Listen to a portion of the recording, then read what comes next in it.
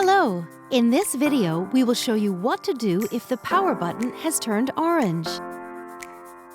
After making 300 coffees, the power button will turn orange, letting you know it's time to descale. We recommend you perform the descaling process. Watch our video, How to Descale Your Jovia. If you think that your machine does not need descaling, switch it off.